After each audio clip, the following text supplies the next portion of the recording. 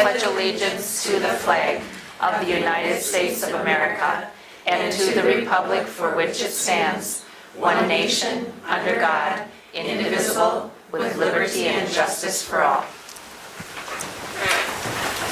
Do roll call attendance, please, Marty? Mary Jo Rosmanowski. Here. Mary Jo Radcliffe. Here. Patty Jacobson. Here. Laurel Meek. Here. Amy Huffman. Here. Naoma Thundercloud. Here. Scott Barton. Here. Has the meeting been notified to the public according to open meeting laws? Yes, it has. Thank you. We are now at public comment. Is there someone from the public that would like to address the board? Okay, we'll move on. We'll move on to community engagement. All right, so as I talked to you last month, our school calendar for the 1920 school year that we had talked about and you approved in February, there was an additional conversation about the graduation date. And so if you recall, last month I shared with you the survey that we did with the entire community, as well as our CISA, in which we had 16 respondents, and we are the only ones that do not allow our seniors to get out of school early. And so based off of that information and talking to Mr. Chambers and Mr. Solheim, we are recommending that our seniors would finish 1 week prior to the rest of the student body, which moves our graduation date up. If you recall, we also asked families that question, what their preference would be. While the vast majority in our CISA, it's Memorial Day, that was not the most popular choice in Black River. It was a week prior to the rest of the students. And so, ironically, as we've been later and later in June, for the class of 2020, we are recommending that Sunday, May 31st, be their graduation date. And so at the February board meeting, you had already approved June 7th, and so I'm asking you to undo that work and to now make it May 31st, and I'm betting there's about 130 seniors that are going to be pretty excited to know that they get out a week early, and the class of 2019 might be a little bitter. But you know, they're going to be that much better off for it, for that additional week of instruction. So.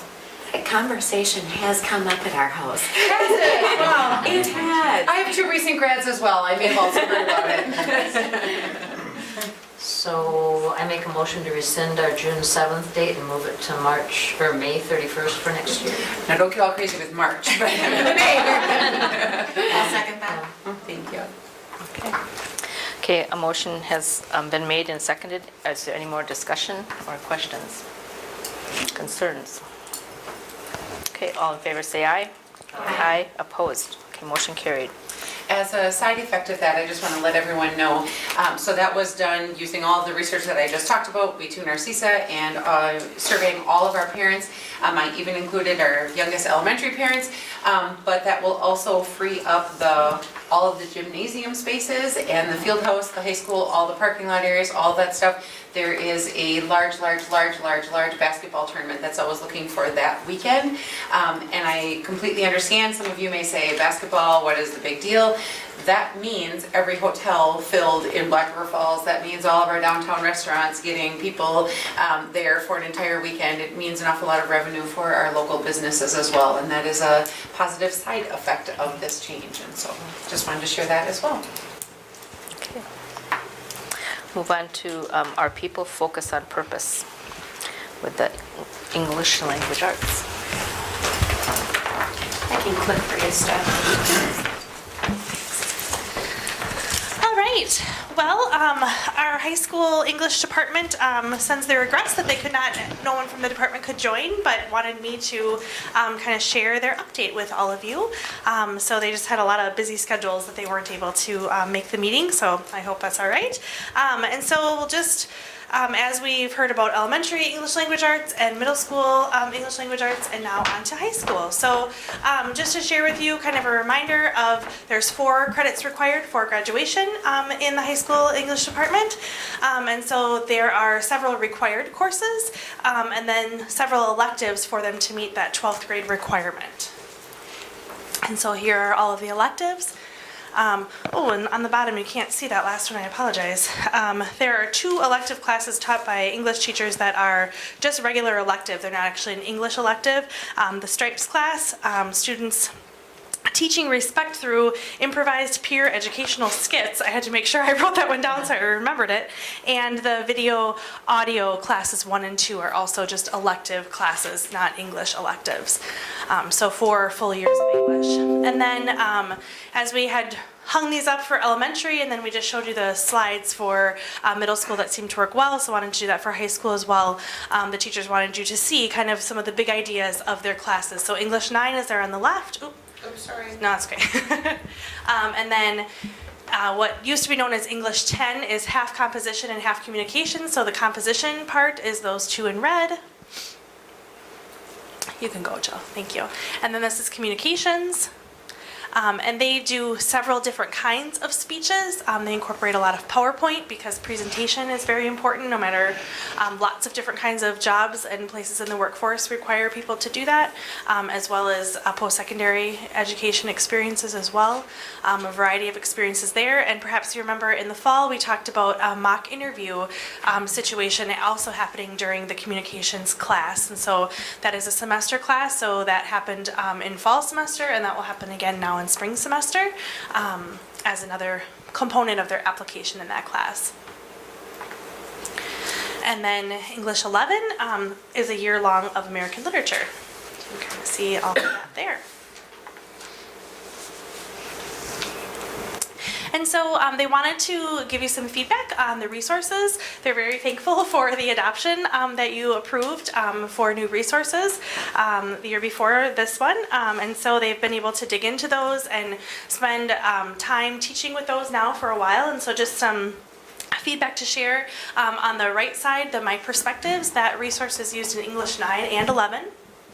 And that resource, they have really appreciated the level of rigor that it really has raised for their classes because it has a actual physical text, but then it also has online text, and so it really allows them to meet kids where they're at. If they'd rather read on a computer, they have that option. If they want to be able to, it has the capability to read to them, so that has that built-in support, which they really appreciate, yet it also has a text, and so for kids that still really want to do that and mark up the text, they have a student textbook that they can utilize, and so it's like a workbook. It's not an actual hardcover, so they can mark all over it and put notes in it, and they've really found that to be helpful. In one of the meetings that we had to prepare this, that was something that they talked about, that you wouldn't think that's a big deal, but they said really that's a big deal to have that capability. So do all kids get that workbook every year? So that's a consumable. Yep. And so they do appreciate that flexibility, I guess, that resource provides. Some of their other comments just about that particular resource is that there's additional texts that come with that online resource, and so that provides a lot of opportunity for differentiation for them, which they appreciate. It's still kind of within the theme of whatever the unit is, but those additional texts are sometimes some ones that are more accessible for struggling readers and ones that allow for some enrichment right there within their resources, so they really appreciate that as well. The other 2 resources, the blue communications is the guiding text for the 10th grade communications class, and then the other one with the trees on it is for the composition piece of English 10. And they appreciate both of those as well. They really feel like the evergreen the writing one has really upped the rigor for them as well as the communications resource. They really feel that the communications resource has a lot of 21st century approach. It was a much newer copyright, and so it really does really push them and push students to really talk about how is this relevant in the workplace, how is this relevant in post-secondary experiences, and how is the work that they're doing through these different kinds of communication applications relevant. And so they really have appreciated those, and so just wanted to thank you again for your approval of that adoption. So just to share some of the work that they've been doing, the high school has really been focusing hard this year on consistent learning targets and posting those for students, using those regularly and effectively within lessons, and then making sure that there's summative assessments, so at the end of the unit, really tied back to those learning targets, and some consistent unit planning. And so they've really been working on that hard within the English department as well, really focusing most closely on English 9. There's 4 of the 5 English teachers all teach at least a section of English 9, so they've done a lot of collaboration around that particular class as kind of a place that they're doing a lot of this work together. They're doing a lot of it in their other classes, but that's a nice place for them to be able to collaborate around. So working hard on, for the last couple of years, actually, we've worked on summative assessments in that grade, that course, but really working on more formative assessments. So throughout the unit, before they get to that end, maybe they have the same end assessment, but really making sure that they had some common formatives along the way so that they can look at data together and say, how are kids really doing within this unit before they get to the end of the unit and it's done. And so really having a lot more intentional conversations. So out of that work, they also developed really looking at the writing process, looking at some of their larger level data. That's something that students have struggled with, and so they put together an assessment tool to really look at the writing process and assess different pieces of it, and then during their lunch and learn time, developing an intervention where each teacher had a different focus, so depending upon what area students struggled with. If it was paragraph forming, or topic sentence writing, they maybe would go to this teacher. If it was a different piece of the process, they'd go to this teacher. And so to really give them some intentional support specific to that course, but also specific to some skills that are very important. And then for next steps, moving into next school year, so really continuing that work of the PLC. So those are kind of those 4 essential PLC questions. This year they're really working hard on that first question, really getting crystal clear about what in every course do we want students to know and be able to do, and then really knowing how we are going to measure that. And so that's been a lot of their work this year, but continuing that across all of their courses. Again, the work has started in all of their courses this year, but really diving deeply into that and having that carry through the entire course across the whole department, and that continued work on assessments that go with that, and then continued work on instructional practice. When we were putting this together, they talked again very highly of, we had a gentleman come in from Solution Tree to talk about PLCs and kind of a lot of this work in February, Anthony Rival at the high school, and they just reiterated how that was very helpful work, and they really see that common vision that we have moving forward, and they were, it was kind of funny, they're like, yeah, we're really kind of excited about this work, don't tell anyone else, but now I'm telling all of you, but that was wonderful to hear, because it is a lot of roll up your sleeves kind of work, and so they are excited to keep it going. So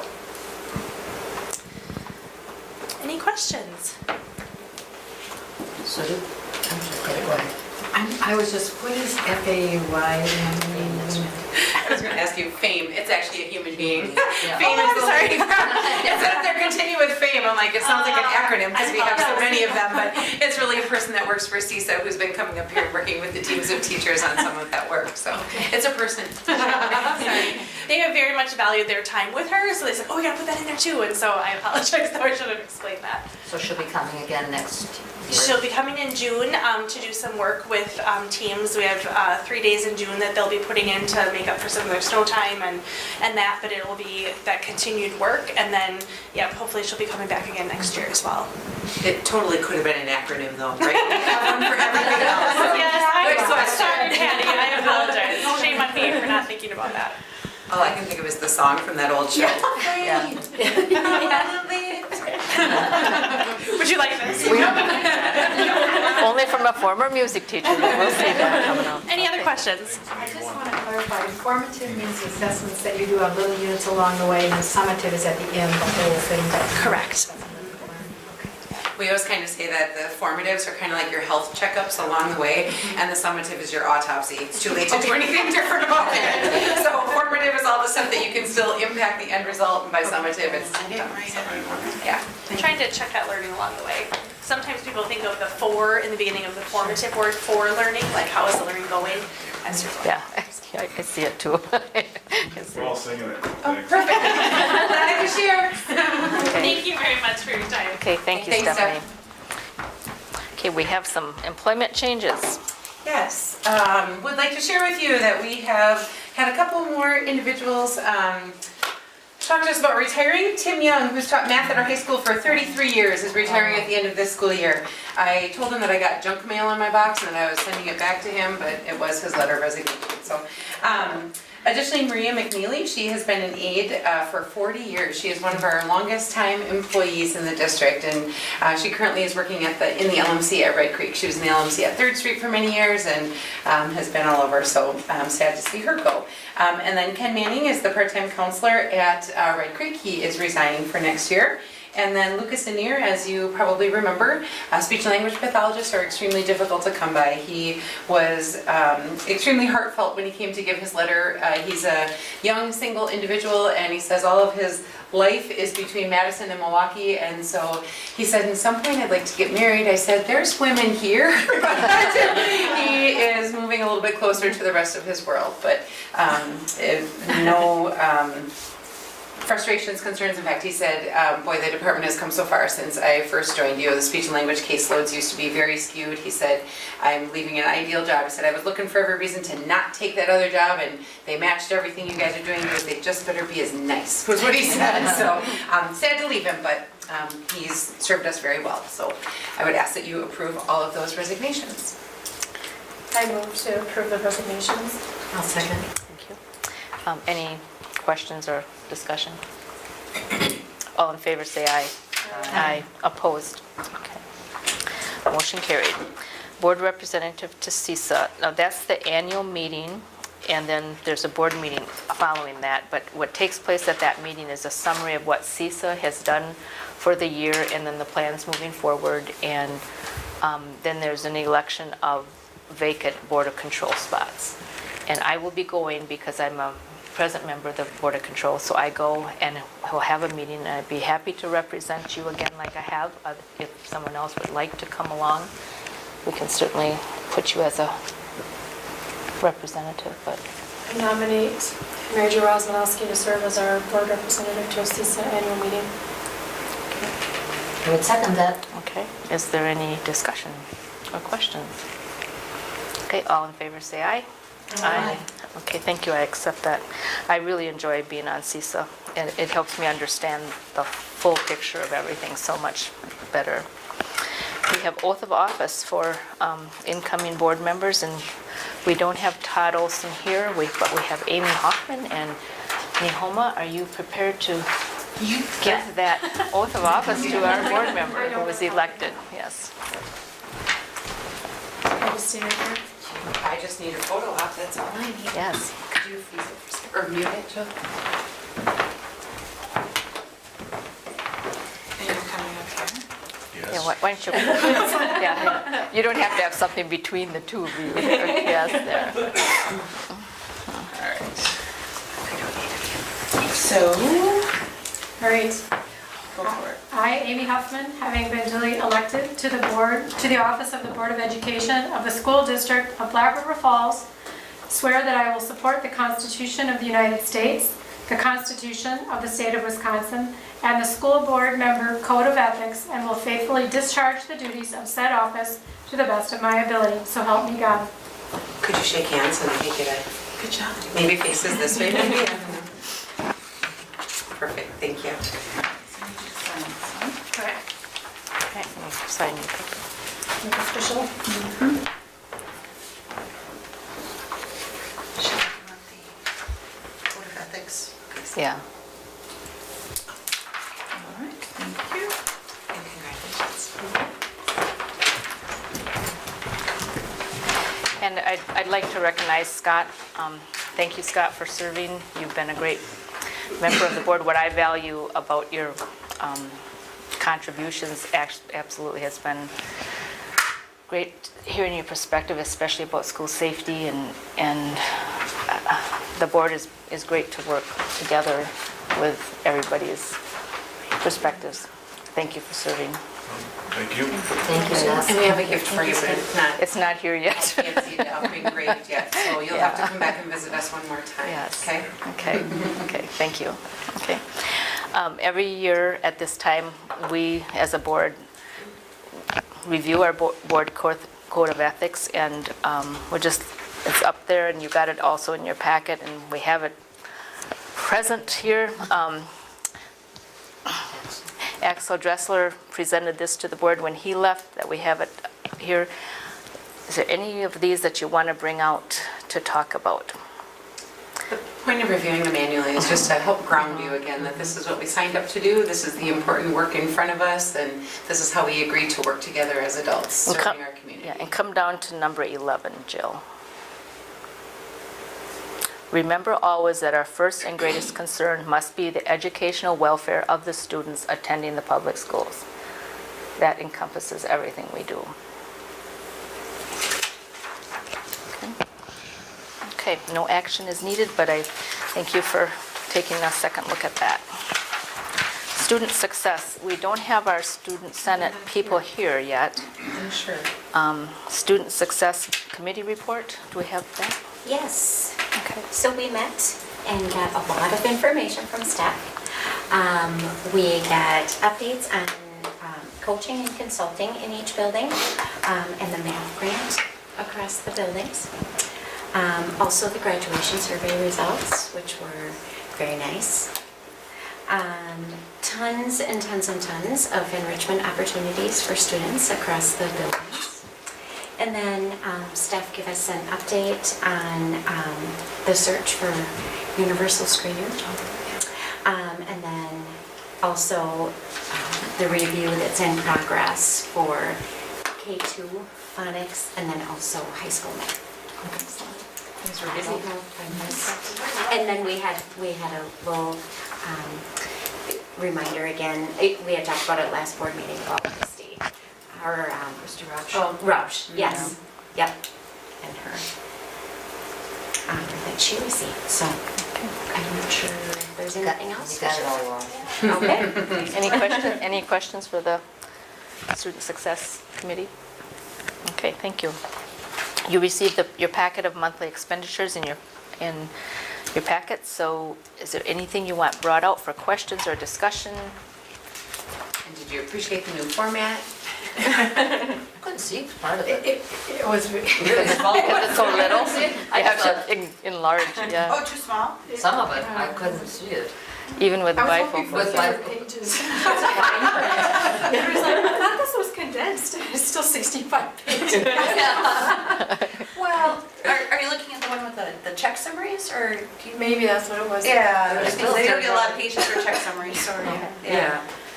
But the actual financial reports were in that different format. Right. That's Okay. No, any questions? Okay, is there a motion to approve the monthly expenditures? I'll make that motion. Thank you, I'll second. thank you.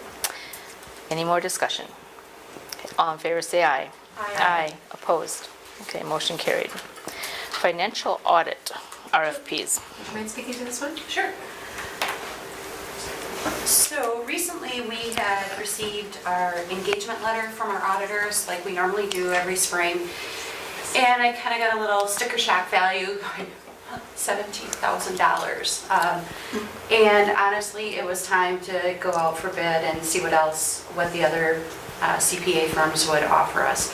So I checked with our neighboring districts, our kind of CISA group, and there's really three main auditors that they use for school district audits.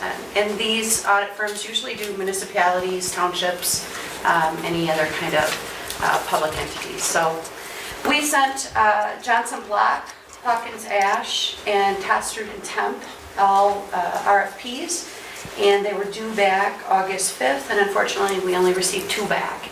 And I wasn't able to connect with Tosterd and Temp, but my guess is that they're probably already scheduled heavily and can only take so many school districts because they all want to be done in the same 2 months' time. So the bids that we received back were from Johnson Block for $17,000 and Hawkins Ash for $18,600. I also asked for a 3-year bid to try to secure some of those pricing a little bit longer, a little bit better perhaps. And so Johnson Block did increase the prices each year by $400 is all. But what I was seeing had been a little bit higher than that, $1,000, $1,500. So I was getting a little concerned that that price was going to be out of reach soon. But unfortunately, it's something we have to do by state statute. It's not a choice. So we have to have an auditor. We have to have our books audited every year. So I would recommend actually staying with Johnson Block. We've been with them for several years now. Before that, we were with Vig and Associates.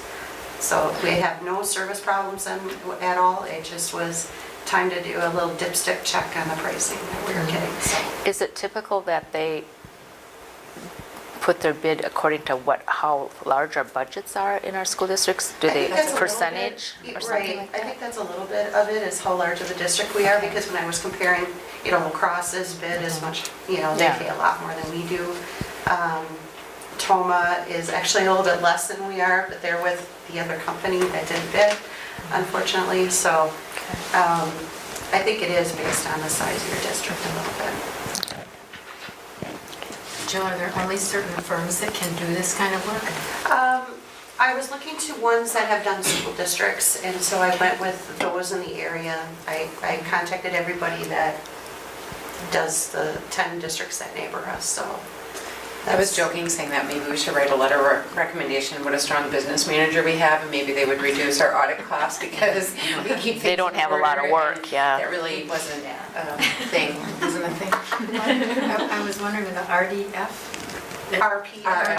Request for proposal, request for proposal. I thought it was some, so they don't have to be specially certified to do a school district, it's just a firm that does that? Correct. And awareness of all the fire county codes and all of that stuff. Yeah. Mhm. Yeah, it's a little bit unique. School districts are a little bit unique with all the things that we have to do for the DPI and the coding that we have and all the GASB rules. And so I did an RFP that lays all of that out to make sure that they were qualified and able to do all those things. And then ask for references as well of who they work with and to make sure.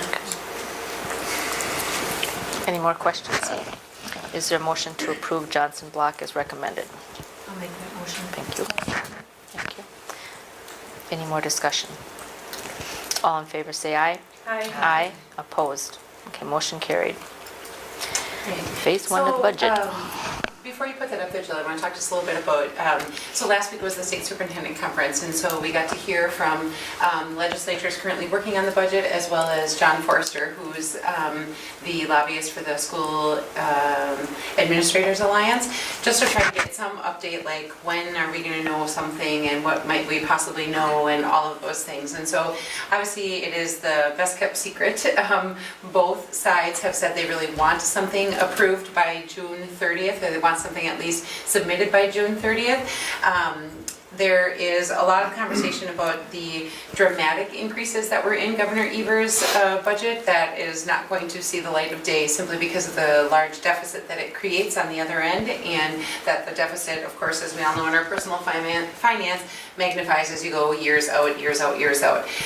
What we got to hear from Senator Luther Olson, who chairs the Finance Committee in Education, and what he said, he is pretty comfortable with saying that he believes that there will be some new dollars for schools, and what he believes strongly is that there will be new dollars in special education funding for schools. And so I just want to be really clear about this, because I don't want people to walk away saying we have to spend more on special education. So a number that they said all boards should have in their head is how much of our Fund 10, so our general fund dollars, we have to transfer into Fund 27 or special ed each year just to pay our special ed expenses. So as we've talked about before, our special ed expenses, those are really difficult to predict because it completely depends on who walks in our door each year. The state was supposed to do, the 2/3 funding was supposed to cover, what percentage of special ed was the initial? Was it the 2/3 or I thought special? Okay, so it's supposed to be 66%. So what they ask everybody to know is how much of your Fund 10, so dollars that you could spend on anything the board prioritizes in your district, are you having to transfer into Fund 27 just to meet the costs? And so Jill wrote this out for me. We spend a total of $3.9 million on special education. $0.5 million comes from the federal government or for IDEA, which leaves $3.4 million. Of that $3.4 million, where the state was going to do 2/3 funding, we get $0.75 million. So that leaves $2.65 million that we transfer from our Fund 10 to our special education. So when they were talking about increasing special education funding, they're talking about giving districts the freedom to use their Fund 10 dollars in Fund 10 for whatever they locally prioritize, and not have to transfer so much into the special ed or the Fund 27. So when you hear that they're talking about increasing special education funding, I don't want anyone to be confused and say, they're making us spend even more on special education. What they're trying to do is not hamstring districts because those special ed funds are more fixed. They're trying to alleviate some of the stress in Fund 10 and not have to transfer that over, that there would be more aid coming in there. So what it boils down to is 68% of our special ed total costs are transferred from our Fund 10. So 68% of our total special ed are dollars that we could be using to prioritize something else in the district if not for the high special education costs. So I don't want you to hear they're trying to increase special ed funding and you say, oh my gosh, we can't possibly spend more there. We can, because it's going to give us flexibility and decision-making authority over our Fund 10 dollars because they're going to offset more of that. Does that make sense to everybody? Everyone understands? Something else that I have shared with you in the past was the difference between our revenue limit and the categorical aid increases we've gotten the last year. Our revenue limit has not been adjusted in many years. The additional funding per student we've gotten the last years has been categorical aid. And I have said to you several times that we prefer it to go on the revenue limit because it's more permanent. It becomes part of your school funding formula. It just feels like it is part of the foundational funding system of the schools. Categorical aids are the ones that sweep in under legislation and then sweep back out. They don't feel as permanent. So I listened with my best listening ears and texted Jill, who I'm learning lots, be careful about the numbers. No, I'm just kidding. But I did text her and said, something that they had talked about was that if they go to increase the revenue limit and we want all schools to get $200 per student, let's just say that's our goal, $200 per student, which is what happens under categorical aid sometimes. You get $200 per student, it actually costs the state $200 per student and each district actually gets $200 per student.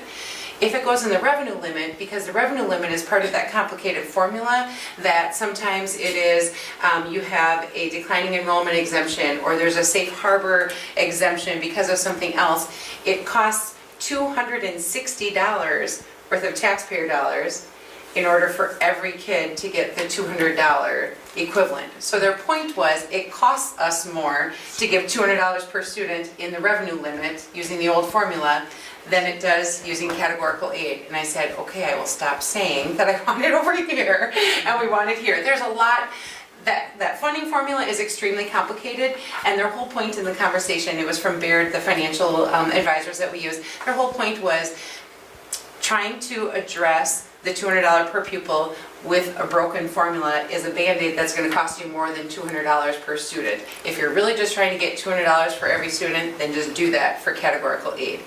The challenge is for me and for others, when it's the categorical aid and they say $200 per student, it is equal to everyone. So districts who are already spending $3,000 more per student, $3,000 more per student, they get $200 per student and we get $200 per student. When it goes into that formula, there's some of those leveling out so that those really high spending don't continue, that gap doesn't continue to widen between the high spending and the low spending districts. So that was great information for me, and I felt good information for you guys to understand so that when people are talking to you about revenue limit increases versus categorical aid, the least expensive way for the taxpayers, well, and I should go back and talk about that one. So the categorical aid, that is funds from the state that they are taking from one of their revenue sources and are giving to schools in the form of that $200 per student. If it goes on the revenue limit, it is supported by property tax. And so the categorical aid leaves it off the property tax. The other important piece to remember is the last couple of years, we have heard that hundreds of thousands of dollars have been pumped into schools. And I just want to be very clear, we did not receive those funds that went in the form of property tax relief. So the actual dollars to schools during these last two biennium budgets were not dollars that the schools could increase their spending by. Those were dollars that offset property taxes. And so because when we talk about this next biennium budget, people are saying, last biennium budget, we gave you $400,000. No, it went to property taxes to offset their other tax monies, we did not get to spend any more money for that. So I just wanted you to get the big picture budget ideas before we dig into what it means here. Do you feel like you have an understanding of those big pictures? If you hear things being volleyed about, that you could answer those questions? Okay. So what we're going to share with you tonight is not at all the big budget picture that you usually see at this point, because we're not starting from a deficit, which, yay, is fantastic news. But the reason that we're trying to preempt and talk to you about compensation for our staff is that there is a statutory timeline for when contract renewals need to happen. And so if we don't pass a budget, first phase of the budget tonight that talks about what kind of increase will go to staff, Marty has to send out a contract to everybody with the exact same dollar amount as last year, which even if we say we just haven't voted on that part yet, we just haven't voted on that part, it causes a lot of unrest. What do you mean I'm not getting a raise? Where our salaries are frozen, it causes a lot of yuck, and they have to sign it and get it back, and Marty has to keep track of all that. And then when we do approve that first phase of the budget, she has to send out a new contract to everybody and get that signed and come back in. And to be honest, because of the budget picture that we're in, we don't feel like that's necessary. We don't think we have to go through all that angst of people getting a contract with no increase. We feel like we're at a spot fiscally that we could make this first step. So with all of that under our belts, here is what we were talking about. So the last time that we had talked about our health insurance increase for this year, 6%. We were hoping for less than that. It came in at 6.4, dig nabbit, which is not what we were hoping for, but it's okay. It still leaves us, if we do the 2% salary increase and the 6.4 health insurance, it still leaves us ending in the black at $19,797. So the process that the admin team is going to take this year, because we believe that this is the bare minimum funding that we are going to receive this year for schools. So instead of having to come to you with a prioritized list of reductions, we are going to come to you with a prioritized list of adds. And then depending on what happens with the state budget, we will tell you which pieces we get to do and which pieces we don't get to do based off of how much funding we are going to get. I don't believe we're going to know that before school is out, and so that means there may be some flurry this summer as we get to that point. But since they've told us they don't believe they're going to get to that point before June 30th, it seems silly to not do the staffing part and get the contracts right and get them out ahead of time. So that is what we are recommending, that you would approve the 2% salary increase, the 6.4% health insurance increase, and just that top phase is what we are asking for approval on this evening. Does anyone have any questions or concerns with that? I just have a question. Yes. So according to, I'm remembering that table that you sent where people are getting merit raises, or if they do more and they get an increase, or they go from one level Yeah, to another. yeah. How does that fit into this, or is that not an issue? It absolutely is part of that. So when we say a 2% salary increase, based off our compensation model, people move in 3-year cycles, if you will. It happens to align with their evaluation cycle. So their summative year, they are eligible for either a $2,000 or a $4,000 increase. In the 2 other years, it's between $100 and $250. So if we take all of our salaries and multiply it by 2%, that creates a pool of dollars. We take the $2,000 and $4,000 increases for all the people that are moving from one level to the next upon a positive evaluation, and then whatever dollars are left, we divide it by the total number of people in that pool, and that's that quality of service increase per year. So they will get between 100 and 250, depends on how many people are taking those bigger steps, determines how much is left. We know that at 2%, we can get all of the $2,000 and $4,000 increases with a little bit left over for the quality of service increase. Okay. Yeah, which is how we kind of arrive at the 2%, that is, you know. Okay, Mhm. good. Thank you. Yeah. Any other questions about what we're recommending? And what a fabulous conversation instead of our huge list of red, right? Yes. All the years I've been on school board, this is first time. This is great. This is great. Okay. Any comments or questions? Okay. Is there a motion to approve the Phase 1 budget? I'd love to approve. I make a motion to approve. Thank you. Is there a second? I'll second. Okay. Any questions or discussion? Laurel, you look puzzled about something? Oh, no, I was Okay, okay. No, you look like She you can't want to figure say out why it's something. black, not red. Are you in shock? So the top part, kind of am, the top part So when we get to here, we're still in the red, but then these were those items that we added in October when our open enrollment took such a drastic swing. So we added these this year, and so that was an easy, let's take those out for next year. I see. And that's what brought us to the black down Okay, there. So gotcha. you were all good. Yeah, you look like you wanted to say something, Well, I okay. was just trying to figure out, wait a minute, there's still some red on there, Shelley. Yeah, okay. Jill's computer, that was Okay, we- red. Okay, we have a motion and a second. All in favor, say aye. Aye. Opposed? Okay. Motion carried. Roof bids. Turn it We over have to Kent Kent and here. Jill. So, we had, okay. So we had, is that on? It's for the camera. It's Lauren. going Doesn't to the- really for the amplify We you. had, there you go. I believe 6 people come in, 6 different companies come in to bid on the roof with Tremco. It got pushed back multiple times because of the weather. Obviously, we can't look at the roof when there's 2 feet of snow on it and get a very good idea of what we have to do. So they were here last week, and 5 companies actually turned in a bid. And you can see that Mauer Roofing came in with a low bid. You're always hoping for a lower bid than you get, but we can't really change that. Yeah, it is quite a range, and I'm almost positive because some of these, like the Pioneer Roofing at $994, I'm pretty much guarantee they didn't want the job. So they had come through and had already looked at, I think, one Mayo hospital, then they stopped here and they were on their way to another hospital to look at their roof too. So the whole group just traveled with, and it made that a lot easier for them. Some things that might look confusing on the price list is some people put, like wet insulation replacement comes in at $120 per square for Mauer Roofing, and then you look at Melcor next door, it's $135. That's for 100 square. So any of these that are that off, Oh, okay. I hope that would explain it. It would just, instead of $1.20, it'd be $120 if that puts apples to everyone. Where's Mauer Roofing from? Do you know? They are actually, that's the one thing I was really excited about, is they are, I think, out of Marshfield. Yes. And we have done quite a bit of work with Mauer before. Todd's super easy to work with, and so I was excited that they actually had the low bid because he's familiar to us. And he's a Wisconsin company, so.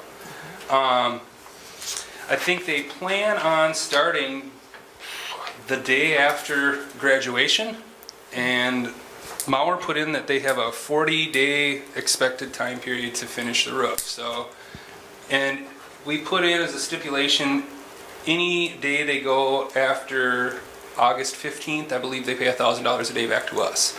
But I can't imagine it going that far. Yeah, I was hoping for about 500, but 590, and I know some of that probably has to do with the fluctuation in oil prices that people are expecting. So, besides that, if there's any questions about what came up here, I'd be happy to answer them. Let me tell you how we're financing it. So capital maintenance projects budgets, right? You had approved $250,000 to come out of next year's budget and $250,000 to come out of this year's budget. So this is a little bit over what we had planned.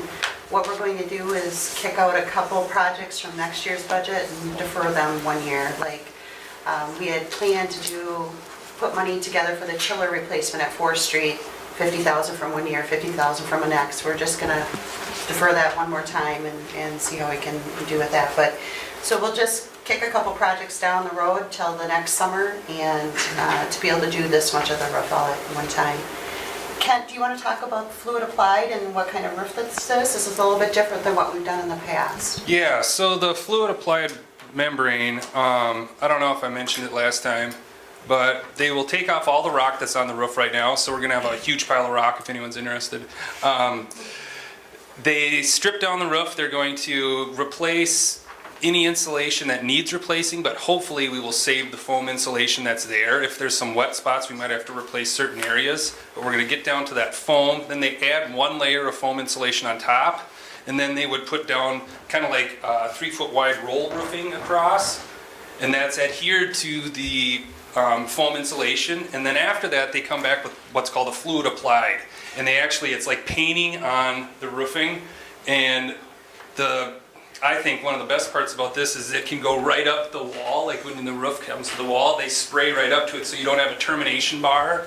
That a lot of times that's where your penetration is. The water comes right down the side and leaks in there. So they actually, I believe they spray 2 layers on and they roll that all out, and then they come back with another layer that they add sand to so you can walk on the roof and not have to worry about damaging it. And my favorite part about this style of roof is in 15 or 20 years when it seems like you would have to replace a roof, they come in, they can wash the whole thing down, scrub that all off, and then just add new fluid to it. So when you re-roof, it's actually dramatically cheaper.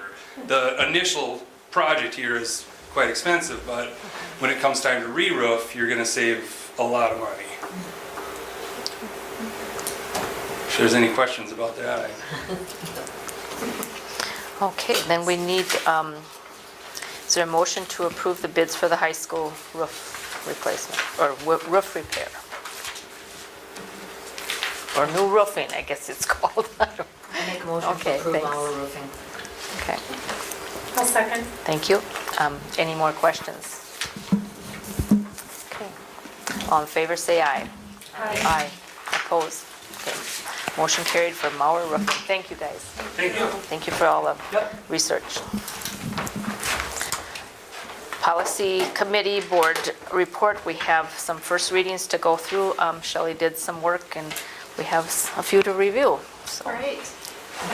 Do you have those? Yeah, one more time. All right.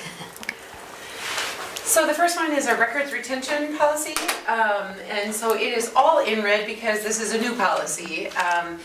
There are state laws as to how long school districts must keep records.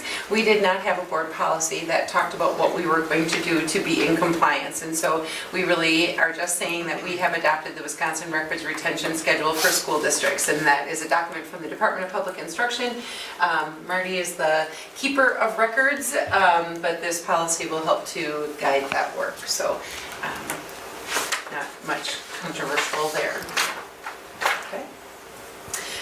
The next one was a electronic surveillance of public areas of school building and grounds. So we've had a policy that it was written in 2007. There have been quite some advancements in video surveillance since 2007 and just the frequency of use. And so we updated the policy a little bit to be in compliance with expectations. So when we first put them in, all the stuff in black was there. Now it's recommended that we say that we are not monitoring them. Therefore, like if somebody were to call and say, there's something happening in the parking lot right now, we would not have somebody watching all of those cameras. It is recording and we would be able to go back later and look at it and be helpful in that regard, but we do not have somebody actively monitoring them. We also do not have the audio recording for audio transmission, so that is included in our hallways, in our buses, in exterior of our buildings. We are not set to record the audio part of it.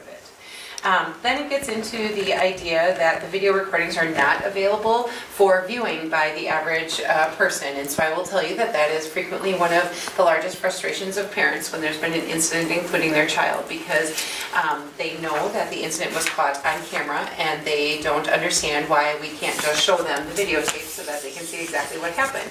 An example would be if there was an altercation between two kids, one child believes they were completely not at fault, that they were attacked, and they go home and tell their parent that, and we see that it definitely was a two-way street. Both kids were engaged in negative behavior, and both kids are consequenced for it. So the parent will say, well, just let me watch. Why don't you just let me watch? When we record the video from the hallways, that becomes a public record of every student that is in that film. So if there's just two kids, and both parents agreed to share that record, we could do that. But one more kid walks by, now we need that parent's permission. If it happens to be passing time and the hallways are filled with, or the cafeteria, there's 300 kids there, we would need a records release of all 300 of those parents before somebody could view that. It is a huge source of frustration for parents. I completely understand that. So just for your information, some of the things we try to do to mitigate that, unfortunately, sometimes they don't necessarily trust the administrator who's meeting out the discipline and they feel like that person is not being forthright. And so I've asked some parents when they call me and say, why can't I view that tape? And so I say, who in this district do you trust implicitly? And sometimes it's me, sometimes it's, you know, the lunch lady, sometimes, you know, whomever, sometimes it's the aide out on the playground. And we say, we can let that employee watch the tape and tell you exactly what they saw. And sometimes I've even said to, what are you looking for? Well, I want to know if my kid was agitated beforehand and I want to know, you know, blah, blah, blah. Great. So I watched it with all of those questions. I called them back and said, this is exactly what I saw. That's what we do to mitigate it. There are some systems that are far more expensive than what we have that you can blur out all of the other faces. That would make it allowable to share, but it is significantly more expensive, not to mention the manpower of going through and making that happen. And so we videotape things, we do the surveillance for the protection of everybody, and just because a parent doesn't trust our judgment doesn't mean we're still not able to use it to protect everyone. So we're not sure it's worth the significant investment to upgrade to be able to blur other people out when we are watching it, when there's an incident, and they've proven very helpful. So what this does is it just very clearly states that's exactly why you can't watch it, not because we're mean, but because it is a public record of all those other students, and you would need the release of all those other parents to allow to do that. So, and then we also are very clear, and this is the same as it was before, if there are no reported incidents, we don't keep those videos forever. It's like on a 10-day cycle. So if there's nothing that has been reported as a problem, after 10 days that video is gone. And so there have been some cases of theft where we've dug back like 8 days and have been able to find it, but it is on that automatic loop that it will record over something. So, any questions or concerns about that policy or how we've worked it? Okay. 731 is privacy. It used to just say locker room privacy. We've expanded that one just a little bit to be privacy in locker rooms and restrooms. Again, the initial policy was something that was mandated in 2008. All districts had to come up with one. If you think of how far cell phones have come since 2008, every kid is carrying a camera into the bathrooms and the locker rooms and we hope that they don't use them, but unfortunately that has become a thing, is taking some pictures and whatnot. And so we are very, very clear in the policy that you can't use the camera. The video recorded the cell phone. We say we don't want you talking on your cell phone when you're in the locker room. When you consider the kids, like at the middle school, there's a female FIED teacher and there's kids in the boys and the girls locker room, and so she's going back and forth supervising.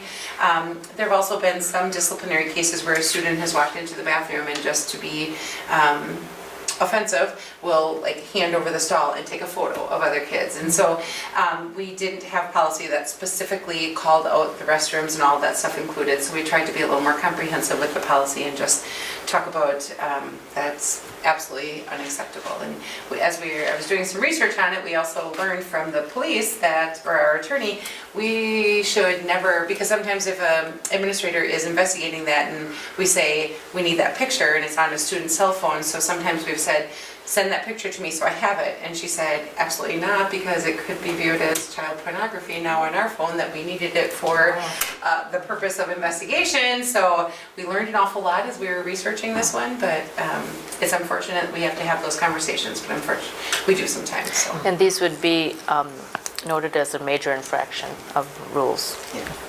So that was my question then, what if? Yeah. So then it would be an investigation. Absolutely. And again, on social media, sometimes those things happen during the school day and we don't even know about them. Then the next day, someone will be like, somebody was sending a picture of me in the bathroom around. And so then that starts the investigation process. Okay. Questions about that? All right. Our next one is also a new policy. It's 841. It is the use of crowdfunding sites or online solicitation. So the backstory behind this one is we do have an incredibly generous community. And the beginning of each board meeting, we talk about any gifts or grants that we are approving. However, there are so many different ways for people to ask for things on behalf of their classroom. And we have policy on fundraising, but this has always fallen just on the outside of that. And we talked about the fact that the administrators don't even always know what their teachers are posting for in their buildings. And it really came to light when the EEF Education Enrichment Fund was asking for their grants applications, and somebody had asked a question on there, if you aren't successful with this grant, how will you fund this project? And several of them said, I'll use donorschoose.org or I'll make a GoFundMe page. And we're like, ugh, how many of these exist that we don't know about? So we decided it was time to rein it all in, and we came up with some pretty simple procedures that we are going to ask everyone to do. Because this is only the first reading, it will be May before the second reading. This will be kicked off in the fall, so we are not planning on doing that right now. But if you ever think about it, that donorschoose.org, just add the school district of Black River Falls, and you'll see that there's any number of asks out there. But then remember, and I always feel like this is the best of intentions. You know, people are trying to find help for being able to do some fun projects with their kids. And remember, it was 2 falls ago that Herb Cole decided to go onto donorschoose.org, and every single teacher asked in the state of Wisconsin, he funded it. So what did teachers hear? Put that stuff on there, it just might get funded. And so the idea being that we just want to know. And then I think that the board has had conversations before that we want to be sensitive. How many times are we going to our community and saying, we need more money for this, we need more money for that, we need more money for this. And so if a teacher, another example, so the EEF grants came in, and there was grants for some math manipulatives from like 4 classrooms, and we're like, oh my gosh, that's something we should buy. That is essential to the curriculum and instruction. We should be purchasing those. So we pulled those grant apps and we're going to buy them. But I'm not faulting the teachers because they're trying to provide more opportunities for kids without going to the principals and saying, do you have money for this? Do you have money for this? And Steph and I and Jill, that's always our, if a teacher asks us, did you ask your principal first? Because we want to make sure that's their first line of defense, and then if they need funding. So long story short, we just want to get a handle on how many times and in how many ways we're asking for funding. And so this policy is intended to say, you first need your building principal's approval before you can post for any ask that it may be. We have to make sure it's in alignment with the goals that we have set, the programs that we're operating, all of those things. And so as you can see through there, it's pretty simplistic. It mandates that it has to be done through the school district email account. It says that whatever resources you may receive as a part of this request, they become the property of the district. It's not something you can take with you if you should just choose to leave, all of those things. And then it also does spell out specifically, if it is something that is required to meet a student's IEP, it cannot be, oh no, typo there too. It cannot be asked for. That's something that the district has to supply. So again, it has not been discussed widely within the buildings. It was an administrative conversation first, and every principal agreed, yeah, we should know what our staff is asking for without them just going out and asking for that. So part 2 of this is going to come in community asks or local solicitation. That is the next policy that we will take a look at, because whether this is all about online solicitation, we also know that there are any number of times that junior prom wants to do a post-prom, and so they go to community businesses and ask for donations for the post-prom. And then, I mean, you can think of 8,000 examples of very well-intentioned people that go to businesses, but we want to be very conscientious over how many times we're asking. So that policy will be coming in the fall.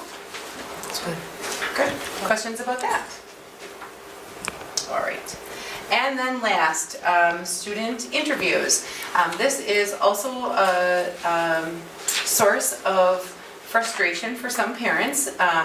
And what we are trying to do is there are times when we need to interview a student and we may have law enforcement with us that parents are they will say, my child may not talk to a law enforcement officer. And so we worked with our attorney. It is not lawful for them to deny the school district and the law enforcement to talk to them about something that happened at school. There have been times when law enforcement will say, boy, this happened in the neighborhood last night. I happen to know this kid is sitting in the middle school. I'm going to go to the middle school and try to interview them. We don't have to allow that because that was something not related to us. But if it is something that happened in the school that we called the police for, the parent does not have the right to block the police officers from talking to them. What this specifies specifically is that students may be interviewed in connection with their own alleged misconduct as a witness to the misconduct of others or as otherwise deemed necessary by the district law enforcement or other governmental agencies. The piece that we have struggled with is the parent notification. What it says, it's the top paragraph now, the Wisconsin Attorney General has determined that parents or guardians of minors do not have an absolute right to be notified prior to their child being interviewed. Therefore, to ensure timely and thorough investigations, the district need not seek to notify parents or guardians of minors when an interview is conducted by the district. So what it is saying now by policy that if we try, the police are there to interview a student, we try to call home, we can't get a hold of anyone, we may still, with the police officer, talk to that student And we still have to notify the parent afterwards. So there is still parent notification absolutely necessary if the police and the school district are interviewing a student for their own misconduct, but it does not have to happen beforehand. Do we generally call a parent if that happens? Or try to call? We try to call. That is the frustration, that we have, we don't go to all of the emergency contacts. We try the primary phone number, and if we can get a hold of somebody, great. They don't have the right to say, you may not allow that interview. We say, we're not asking your permission, we're notifying you that it's happening, and then they can choose to come to the school if they want to. Again, this is primarily if we are suspecting this student has done something at school that we've needed law enforcement help with. And so we do not have to notify parents if your child was a witness to something. So something happened in the cafeteria, we know your child wasn't involved, but they're sitting at the table next door. We may talk to you about that and may not always follow up with the parent. But if your child is in any way deemed to have done any misconduct, that you would be notified. And then it says as soon as practicable, or what does it say?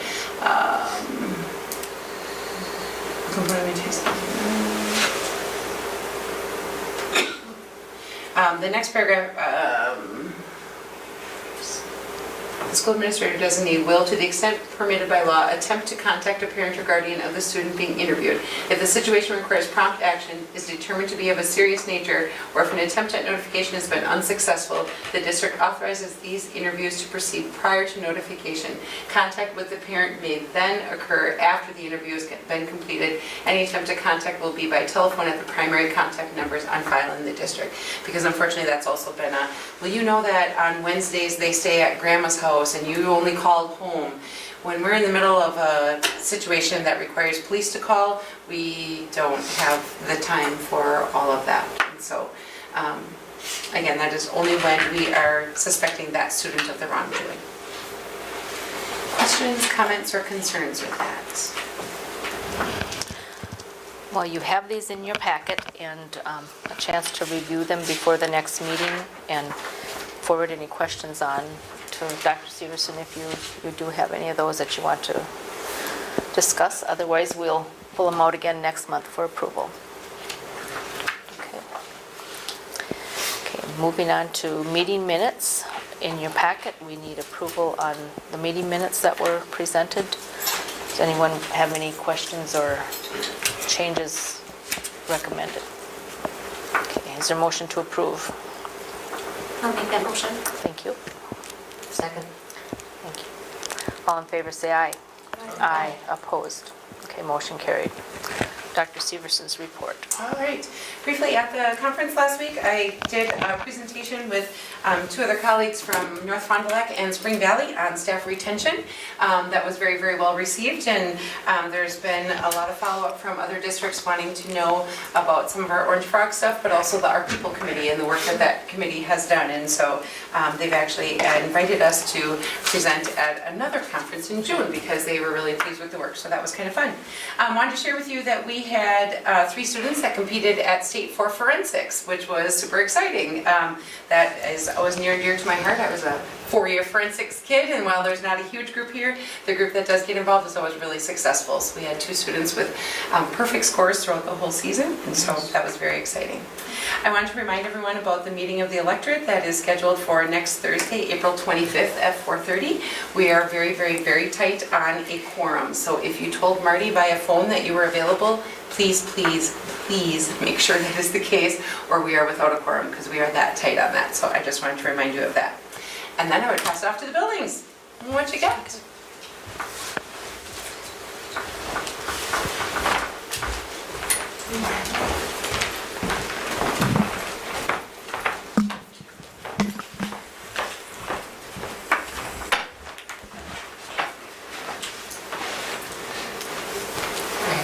Yeah. That was the look. Meeting. How about I am freezer? Okay. So Red Creek and Forest Street are looking at moving to trimesters next year. Initially, this came up to us from our special area teachers. So if you go to the next slide, I'll give you some of the reasons why we want to move to trimesters. So one of the reasons is it will help in 4K through 8th grade alignment. Currently, 4K teachers and middle school encore teachers already use trimesters. Also, the beginning of the school year is very important for building relationships for students and really taking time to set good expectations and what school looks like, and getting students reacclimated to school and what that looks like. So the first quarter, when you're doing quarters, comes up very, very fast. You oftentimes don't have much time to build relationships with students and you have to move right into assessment. So trimesters allow for more developmentally appropriate assessments. So you get some time to build relationships and then move into assessing students to get to see where they're at. Also, it allows for more opportunities for students to demonstrate their growth. So we're not just assessing right away after 9 weeks, but we get to build relationships, we get to teach them again how to do school, and then they get to teach or show us their growth over time. Trimesters would also allow for strong beginning of the year PBIS, so again, that teaching and reteaching of behaviors. It allows for teachers to have a better time frame for gathering data. Encore teachers or special area teachers miss classes a lot to different school-wide events such as Veterans Day and Valentine's Day or whatever, many other snow days. So this would also increase the amount of time for special education teachers to build foundational skills before measuring their progress.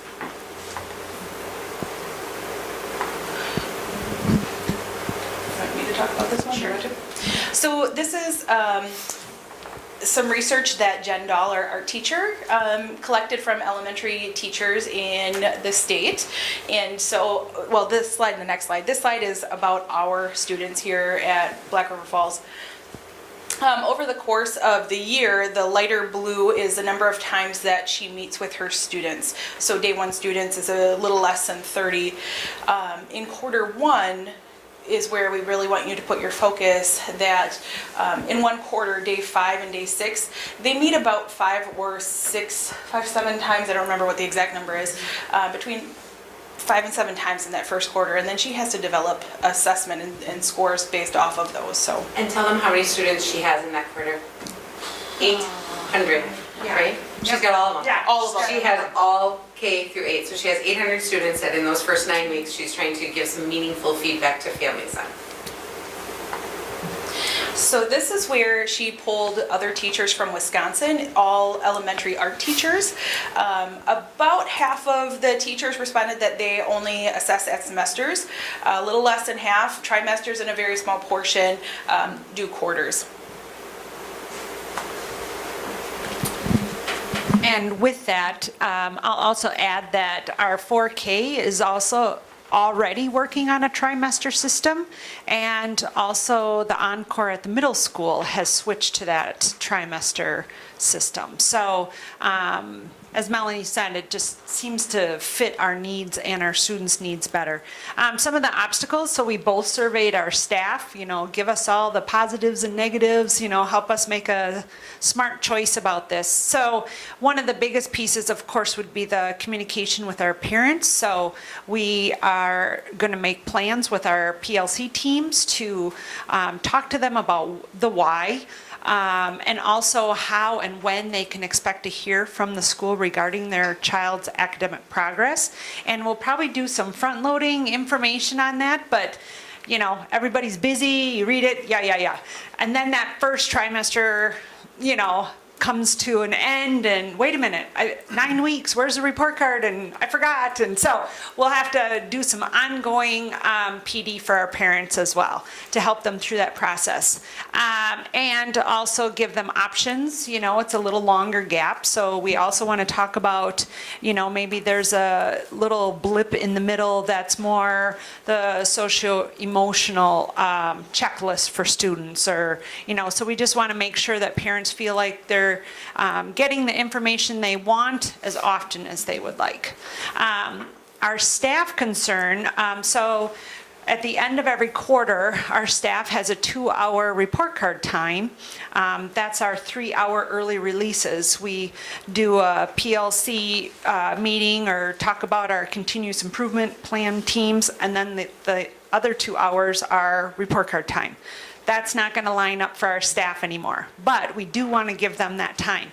So what we landed on is they could take a couple of their Friday PLC times in line with the end of the trimesters, use those 2 hours for the report card, and then on this 3-hour early release, they would have a good 2-hour chunk to work with their PLCs.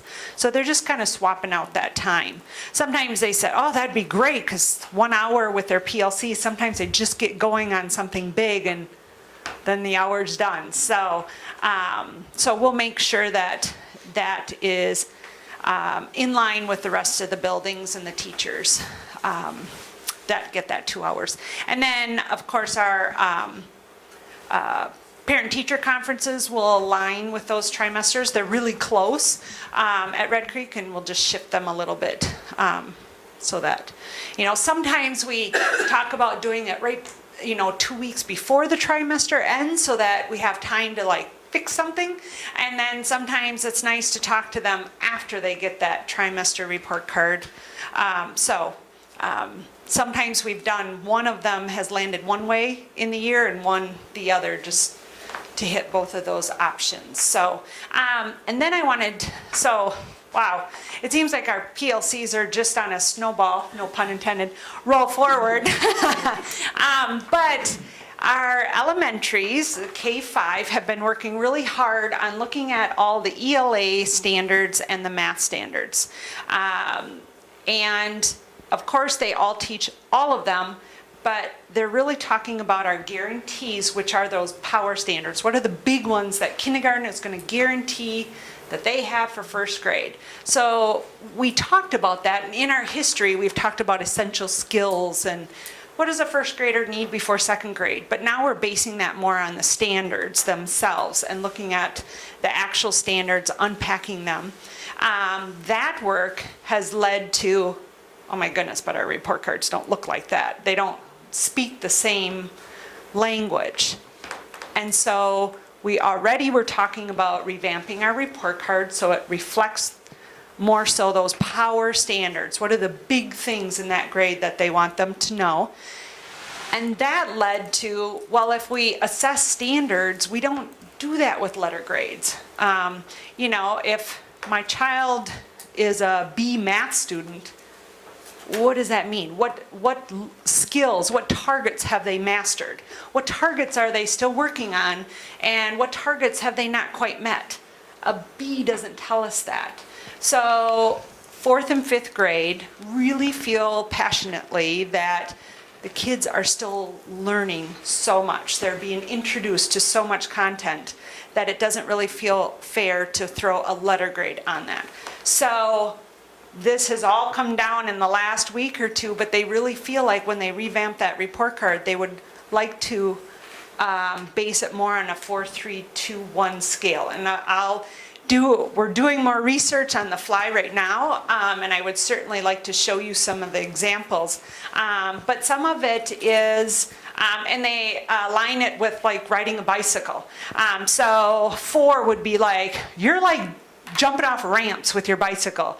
You're able to take a learning target and talk beyond that, and put in your own perspectives. So you're able to work with that. A 3 would be, I'm riding at a pretty good pace too. I've got that learning target and I'm riding my bike, whipping around, and just really solid with what you can do with those learning targets. A 2, it's okay, I'm upright, I'm wobbly, sometimes I need a little support. So I've got that target. I usually can talk to that target and do that task, but sometimes I need a little extra help or a little extra example. And then a 1 is, I'm not, my bike is parked or the wheel's off. So I'm just not ready yet with that target. Maybe I haven't had enough experiences with that target. So this has all been kind of a domino effect. The trimesters, led to the standards, well, the standards work we had been doing on the side, but when we talked about this and revamping the report cards, then we came up with the letter grades don't feel appropriate anymore. How So, parents react to that? yeah, well, talk about parent education. I think it's all in how you explain it. And seriously, I've been digging and doing a lot of research on it myself, and like I said, I would love to share more of that as we dig deeper, but it feels like right now we are giving those letter grades based on their actions. You know, did they get their homework in? Did they pay attention on that test? And not the learning. You know, do I really understand it? If I could just offer, Stephanie and I have talked about a report card process, and we absolutely want some parents to be a part of that committee. And so educating them after the fact is one thing, including them in the conversation is an entirely different thing. And so Stephanie has definitely committed to doing that. And so the teachers are taking their work right now with what those power standards are at each level, but then we continue to remind each of the groups, the function of a report card is not so a teacher can check it off their list. The function of the report card is that that parent has the most composite picture of what their kid knows and is able to do and is communicated in a way that makes sense to them. And so parents will be a part of that changeover. So the teachers are doing the instructional work first. We don't need that report card ready on September 1st because they don't get a report card as soon as they come back. So there will be some time to start some conversation with parents and then to work on the formatting of the report card so that it makes sense to them later. So that was one important thing I wanted you to recognize. The other thing that I want to just add to the presentation, when we talk about moving from the quarters to the trimester, something that I'm not sure everybody understands is how much time instruction stops for assessment to take place in order for those report cards to come out every 9 weeks. And so when we look at the older levels, that means they're sitting down to the STAR computer maybe one more time. But when we talk about our K1, those assessments are one-to-one. The teacher is sitting with each kid asking them about counting and letter recognition and sound recognition, all of that stuff. And so there's so much lost instructional time due to that increase in assessment time. And so by reporting those numbers less often, hopefully there's a more opportunity for dramatic growth because they're not taking all that time out for assessment. And so another important piece. The idea of losing the grading, I would just say, not just 4th and 5th grade teachers think that there's so much learning going on that they don't want to give letter grades. It certainly is a conversation that sparks ebbs and flows throughout the entire system. At our 612 PLC, there was one of the PLC leaders that just said, boy, it seems so arbitrary to put an A or a B on this when they've mastered these standards, they haven't mastered these standards. And so I do think it's a conversation that will continue throughout the system. We all know that when we get to the secondary level, it gets a lot more difficult to change because of the need for that report card to communicate more than just to the parent, but to communicate to post-secondary institutions and for the comparing and rank sorting order, all of that stuff. So it gets more complicated at that level. The rationale behind the change is really the exact same thing, that what are we using those letters to communicate. So We've done 4, 3, 2, 1 before. and 4th and 5th grade has been the arbitrary beginning of letter grade since I've been in the district. I have no idea why it got that way, but it has been for a long So for a time. lot of parents to still continue to see that number, it's not going to be such a hard thing. No. And if they go back to it, it's not going to necessarily be such a hard thing either. Right. I think It's as all- long as the our 4th grade teachers communication. always laugh when parents come to them and say, they've been a straight A student I was all the way just through. gonna say that. Well, like, they don't get letter grades, so they've been a 4 student maybe, but not a student. Well, as a 5th grade teacher, for most of my career, I would get that. They've been a straight A student forever. Only in 4th grade, maybe. So we're just starting, it's all good. But I love the idea. And, you know, as I dig into it more, it really is a shift in the way we assess within the classroom. You know, one little example that a teacher had or a school district was using is correcting a math paper with green and orange highlighters. Green means you've got that, you're learning that, you know, you've got a good understanding of that concept. Orange, you know, you're not quite there, come see me or whatever. There's nothing on the top, there's no percentage, there's nothing. The student looks and can kind of self-assess too. Wow, I've almost got all green, I've got this. Or, oh boy, you know, more orange. So I just love that shift in what, instead of this little score at the top, like the depth of their understanding. So definitely schools have spent years like developing this and digging deep into the standards-based grading, but this is a first step in aligning it all together. It feels like it makes more sense to kind of make these shifts at the same time. Feels like a lot though, but yeah. So would the goal hopefully be to enhance student achievement? Absolutely. And one of the big things too is to do more student goal setting and, you know, instead of, you know, I did my homework or I didn't do my homework, they walk in knowing I didn't get it done. It's all about the homework or not homework, but to think about their learning and what do they want to get better at. So absolutely, you know, that's one of the effects that if I'm just wondering, developmentally with grade school children, if they even get the difference. Oh, I think they do. I taught fourth, only 1 year, but fifth grade, they are, and in fact, I feel like that's a opportune time to get them started in thinking about that and what matters, you know, and focusing on their learning rather than assignments or the mechanics of that learning. So, yeah, I think it's actually a good time to get them started off on the rest of their I career. like the idea of trimesters just because of the less testing time. Yes. Yeah. Absolutely. They are doing cartwheels at the thought of it. So we can really dig in deeper. We will and too. Not get interrupted, so. Hop around a little Well, bit. when you think about parent communication, I just want to share a little story. I read my grandson's first grade report card, and they had the standards in there, and it was all language I didn't understand. We've seen lots of examples. Well, I said to my son, Yeah. you know what this means? And he's Yeah, what pretty can the educated. kid do now that I don't care, I just care that they can tie their shoes, you know, just. Yeah, true. And in fact, our teachers are kind of going into that, because if you read those standards, we're like, oh, I think I know that, but to what level, what rigor? And so, absolutely. And there's lots and lots of districts that have moved to the standards base, and there's examples where, my gosh, my reading glasses aren't even working for me, and there's some really clean-looking examples, so, there's yeah. There's tons of Yes, research on the yes. effectiveness of receiving quality feedback on improving student performance. Our hope is that this is that next step with parents, that you're getting detailed quality feedback on what your kid knows and is able to do, and seeing what the expectations are that they're not able to do, as opposed to that letter grade communicating they're responsible, they play school well, all of that stuff, so. So one of the things that, when we were talking before about bringing parents into the process, that we'll take all the work the teachers have done and then we'll put it kind of in order through the grade levels so that, and then we'll share it with parents so that they can really give us some feedback of, I don't understand what these words mean, tell me what this skill is, so that we can really make sure it's a parent-friendly language, and then we'll really think through, as a parent going year to year to year to year, am I using common terms for the same skill, or am I changing it every, you know, because the teachers are going to use whatever language they feel comfortable with, which will be a good starting place, but at the end of the day, it's for parents, and so we'll definitely go through that process pretty rigorously, so that we make sure that parents have shared with us, this makes sense to me.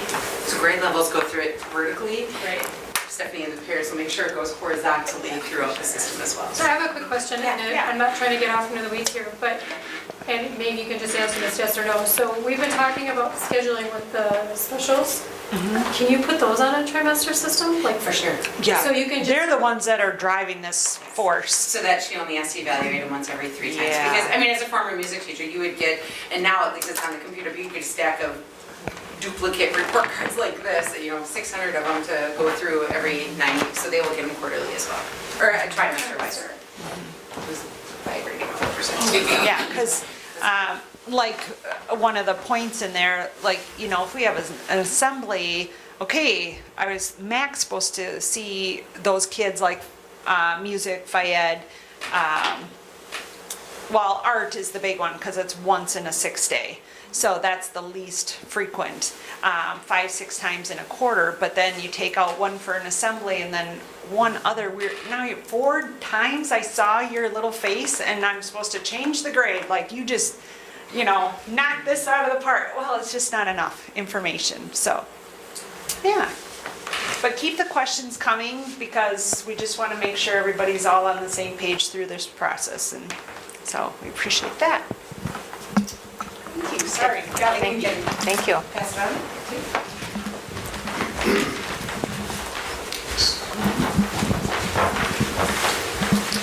Did, I think Amy Olson, did she send over that yeah. PowerPoint? There it is. Okay. Amy Olson, middle school art teacher, wanted to share some really great things that kids are doing in the hallways.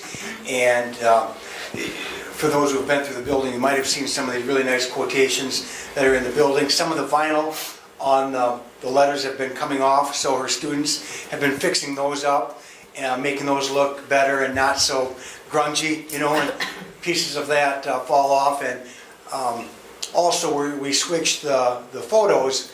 We have maybe 30, 40 photo pictures, 8.5 by 11s of students on the second floor and the first floor, and we rotate those every year too. Put in a new student as the 8th graders go out, we put in the incoming 6th graders, and we give the 8th graders their old photos. So next slide, please. And the Illustrators Guild, the students have been working with Barb Blackdeer McKenzie during their daily Tiger Time to write a book called Fry Bread. And my daughter Maggie tells me that she's bringing home lots of fry bread tomorrow because it's Diversity Day week at the high school. So she says, yeah, Dad, I'm going to bring a lot of fry bread home. I said, okay, good. You shoving it in her pockets or what? Yeah, I don't know. I'm not asking. I'm just looking for the fry bread. So her kids really do some neat things, as you can see from this. Next slide, please. And then the silhouette mural collages. Students are working on this with the tech ed department and Mr. Rayburn's class over at the high school using a CNC router. I'm not exactly sure what that is, but I know it cuts shapes out. And then they're creating 5 to 7 silhouette boards that'll be on display and hung in the middle school art, tech ed hallway, and those are approved by administration prior to being put up for size and color and so on. It's pretty neat to see those big bare walls have some nice murals and collages on there. So nice job. Ownership from the kids, pretty much. Sorry? Ownership from the kids, Yes, things that they're yeah. creating and making it their own space. Absolutely. And next slide, I think there might be one more. Yeah, the Tiger Eye mural. These are 3 by 8 feet, and they're it's going to be a nice big mural put above the, if you walk into the middle school commons, it'll be above the doorway that leads into the kitchen. So you can see the tiger eyes, and then reflected in those eyes is the middle school itself. So that'll be pretty neat too, and we'll put some respect words that that exhibit the Tiger Way: respectful, responsible, safe, mindful, pride. And the example there is just a mock-up of what they're planning to do full scale. And here's the progress. That's it. And there's more detail on what they do with the rosin, the glossy rosin or enamel on the eyes to make the tiger eyes stand out. Is that it, Jill? Okay, thanks. Other than that, at the middle school, we're wrapping up state testing, Wisconsin forward testing. Lots of makeup from last week with the bad weather. And yesterday, I believe it was 28 eighth graders who signed up for the Washington, D.C. trip took off. And they're on a whirlwind tour for 3 days. They don't get back until, let's see, 14, 15, 16, tomorrow sometime late, they get back. So they're seeing a lot in just a few days. But Amy Rekub is in charge of that, and she took along, I think, 2 teachers and 5 parent chaperone adults. So they got 9 adults there for all the kids. So a pretty good ratio there to make sure nobody gets lost. And one other thing. Oh, the 7th graders are going on their annual Kickapoo Valley Reserve field trip on Thursday, May 1st. And it's pretty neat. They spend the whole day down in the beautiful Kickapoo Valley region, and they attend a number of classes on everything from tadpoles to the flora and fauna that is found in the Kickapoo Valley region. And I think they do some like some first aid and show them how to build a fire, some neat things that are more science related, but they're hands-on, and kids really enjoy that every year. And that's about it. So, subject to any questions you might have. Thanks. If you're curious, on Facebook, you can go to BRFMS Goes to Washington, D.C. I saw some pictures that they posted yesterday, and their first day itinerary, I'm like, oh my God, there's no way there's any trouble in that hotel, because those kids have got to be out like a light with exhaustion. I mean, I think they hit like 10 monuments yesterday alone, like they're aggressive schedule for sure. but Yeah, I fun. mean, you can do it when you stick tight to your schedule and push. Okay, thank you, Dave. Good evening. Good evening. I didn't get the memo, so I don't have a slideshow today, sorry. Good. Those elementary folks always think they're so. Yeah, everybody's trying to raise the bar and leave me behind. All right, so not only did we have forensics state level competition last week, we also had FBLA and FCCLA. And they both had groups that qualified for nationals, so they did quite well. This week is Diversity Week at the high school, so a variety of different foods we're offering at lunchtime, and then also different activities during our lunch and learn time. Could you tell us who planned the diversity week? Student Senate and Mr. Young Thunder. Okay, yeah. Today was double ball that they played in the gym, and tomorrow is lacrosse that they're going to play. And then we're going to get some Ukraine games Wednesday, I believe it is, and then we'll have some Italian games on Thursday before the break. Tomorrow is also Science Day, so Mr. Anderson has been working with a group of students to have an open house science exploratory, and some of the elementary students will be coming over. I'm not sure how many, which grades? Fourth grade's coming over. Okay. Our freshmen are going to be gone tomorrow. They're attending the Romeo and Juliet play at Park Square in the cities. And then we also have band and choir leaving this week for their competitions in large groups. One of them got canceled last week because of the weather, so everybody's getting hit with that. Then this week starts Aspire testing. So that's the 9th and 10th grade level of how are they doing on their ACT skills, and so we're starting that measure. And of course now it's prom season, so that's on the horizon, and tickets started going on sale today. Are there any questions for me? All right, thank you. There's one thing I wanted to highlight for the board that I forgot I talked back here before. So the Community Engagement Committee has talked for a while about some student success posters, and our student intern, Sydney Sampson-Webb, has made some local ones. So there's an FBLA example, and instead of graduate success, what we decided to do was on just the topic of getting involved in your school. So she did one for the musical. And so you can see she just took a nice picture. She got a quote from each one of those kids. So she did the musical, she did FBLA, she has a soccer one. And so again, another opportunity for the kids to take some ownership in the school, and Abby Ross, girls basketball. So I thought she did a beautiful job. There's a national campaign about getting kids involved in extra and co-curricular. The research is very, very, very strong that kids who choose to get involved in extracurriculars are more successful in the classroom and definitely more successful after high school.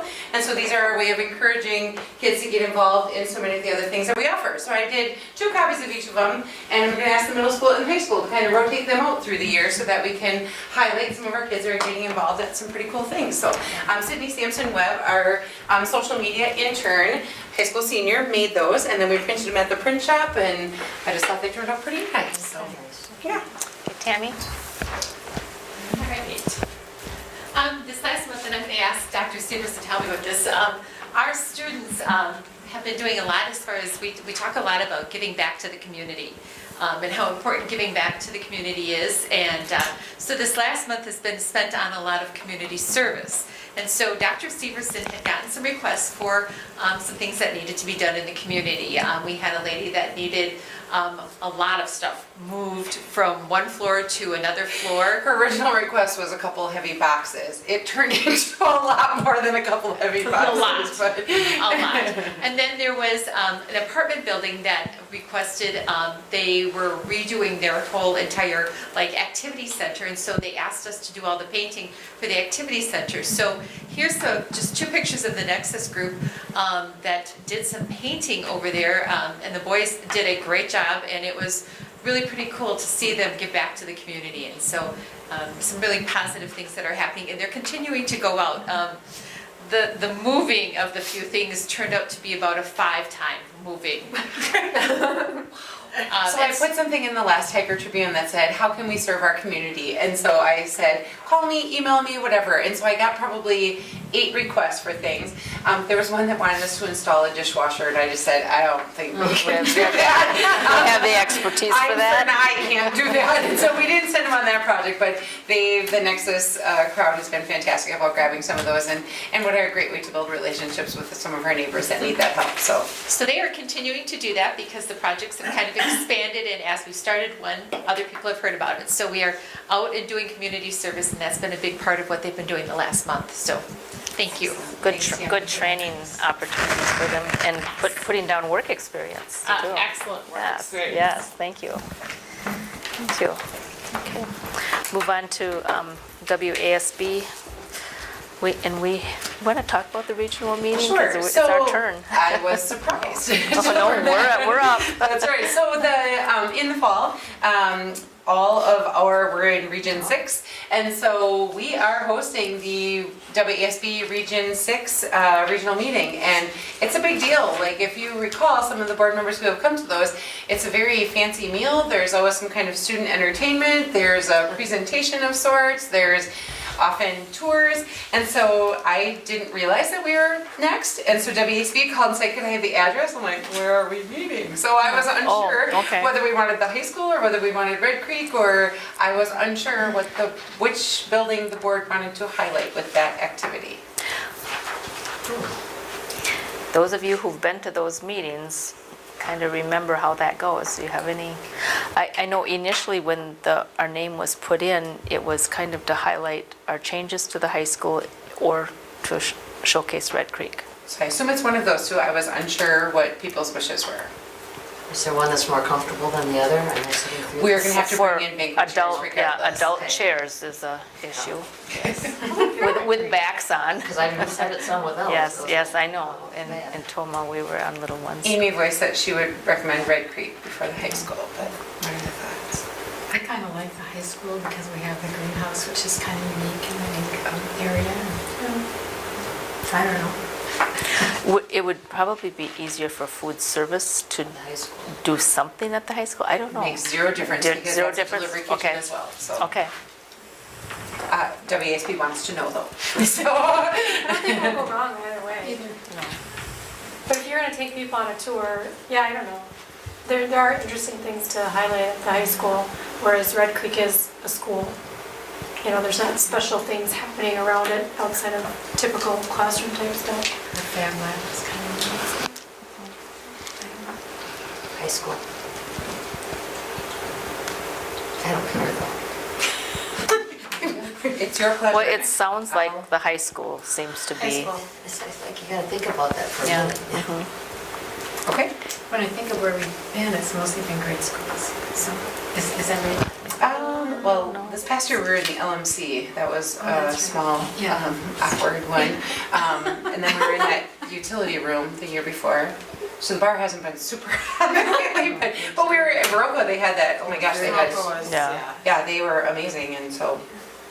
I will certainly work with Connie and Sarah Halverson, because oftentimes students are creating the food for that. We can talk to Sarah. She's got I think it's called Unique Foods class going on right now, so maybe they would want to be a part of it. When I think about student performance, I really feel like our handbells is something that's pretty unique to Black River Falls. Not a lot of high schools have handbells, and it really doesn't have to be that, but I was just trying to think of something really unique that you don't see very often. But we're wide open. They just really wanted an address like last week. And it's October 22nd. I'm like, relax, it'll be in Black River, I promise. But What about the stripes class? Or that be too soon in the year? I don't know, but we can see. We can talk about that. So what she really needs to know right now is which school, and we can talk further over ideas that you have for entertainment and what parts of Black River we would like to showcase. There's certainly lots of things that we could select from. But So you're thinking the commons, if we have it at the high school? yeah, that's what I was thinking. And we would bring in banquet tables and chairs. Otherwise, we would run short on space. So. And that's a big enough space? It should be, yes. Yes. If we move out the furniture that's in there and bring in, I'd like to use round tables, because that's usually the level of fancy that these are, so. But high school it is, I'll give her that address and we can figure out the rest as we go along. Okay. Thank you. And exciting that they're coming, because this usually brings about 150, 200 people, depends. This year was small, but. Okay. Any other conference, workshop attendance? I think so. Future agenda items. Any suggestions or wants?